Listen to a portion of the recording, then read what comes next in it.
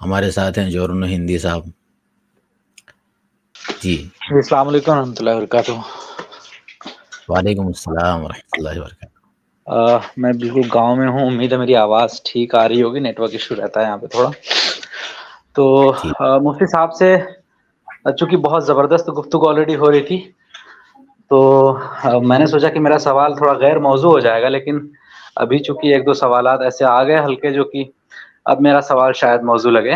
تو میں کہوں گا کہ مفتی صاحب سب سے پہلے تو نوجوانوں میں ایک غلط ٹریٹ مجھے لگتا ہے کہ آ گیا ہے کہ جدھر دیکھیے وہ علماء کی تنقید کرنے لگ جاتے ہیں.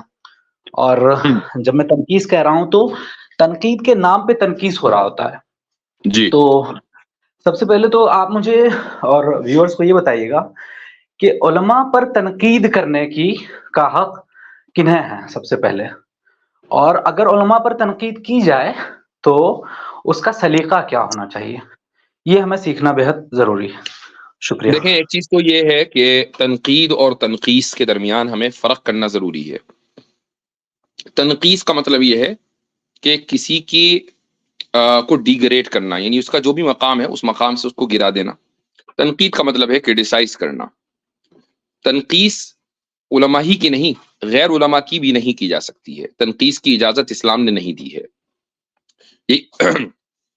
اس یہی وجہ ہے کہ قرآن کریم میں اللہ تعالیٰ کا ارشاد ہے لا یسخر قوم من قوم، کہ کوئی بھی گروپ کسی دوسرے گروپ کا مذاق نہ اڑائے، چونکہ مذاق اڑانے سے سامنے والے کا جو مرتبہ ہے وہ گھٹ جاتا ہے. یہ مرتبہ گھٹانا جائز نہیں ہے.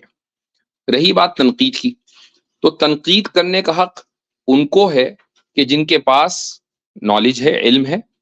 اگر آپ کے پاس اگر آپ مثلا سائنٹسٹ کے اوپر تنقید کرنا چاہتے ہیں تو آپ کے لیے ضروری ہے کہ آپ کے پاس سائنس کا علم ہو.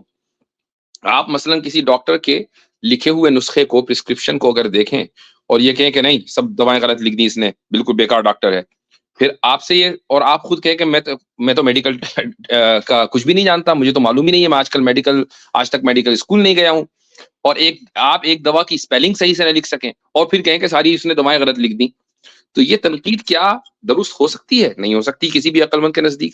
تو ایسے ہی علماء کی بھی، اور یہ بھی میں وضاحت کر دوں کہ ہر داڑھی ٹوپی اور کرتے پجامے والا عالم نہیں ہوتا ہے.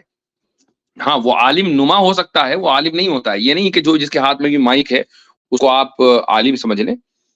اس کی ایک یعنی علم کی ایک ڈیفینیشن ہے خاص، اس کا ایک اظہار ایک خاص انداز سے ہوتا ہے. تو اگر آپ کسی عالم کے اوپر تنقید کر رہے ہیں تو پھر یہ ضروری ہے کہ آپ کے پاس وہ علم ہو کہ جس کی بنیاد پر آپ تنقید کر رہے ہیں. انفارچونیٹلی آج کل یہ ہو رہا ہے کہ انڈیا میں بھی اور پاکستان میں بھی کچھ یوٹیوبرز اینڈ بلاگرز ایسے آ گئے ہیں کہ جن کی دکان ہی اس بات پہ چلتی ہے کہ وہ یہ کہتے ہیں کہ مولوی تم کو یہ نہیں بتائے گا.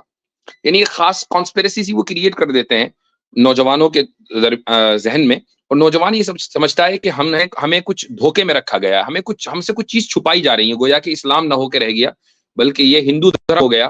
کہ ہندو دھرم میں جس طریقے سے وید کی جو تعلیم ہے وہ عام لوگوں سے چھپائی جاتی تھی، ایسا ہی کچھ مسلمانوں کی بھی کے علماء بھی کرتے آ رہے ہیں خدا نخواستہ، حالانکہ ایسا نہیں ہے.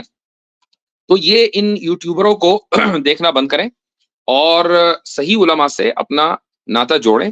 ان علماء سے جوڑیں، مثلا آپ کو فرقہ واریت پسند نہیں ہے تو بالکل ٹھیک ہے، آپ فرقہ وارانہ جو نظریات دنیا کے اندر پھیلاتے ہیں آپ ان علماء کو نہ دیکھیں، ان کو چھوڑ دیجئے. جو بات دین حق کی کر رہے ہیں، جو بات اقامت دین کی کر رہے ہیں، جو پوری دنیا کے اوپر بات کر رہے ہیں، جو فورن افیئرس کے اوپر بات کر رہے ہیں، جو اس وقت دنیا میں جو چیلنجز ہیں ان کا جواب دینا چاہ رہے ہیں، آپ ان سے جڑ جائیے، کوئی مسئلہ نہیں ہوگا انشاءاللہ.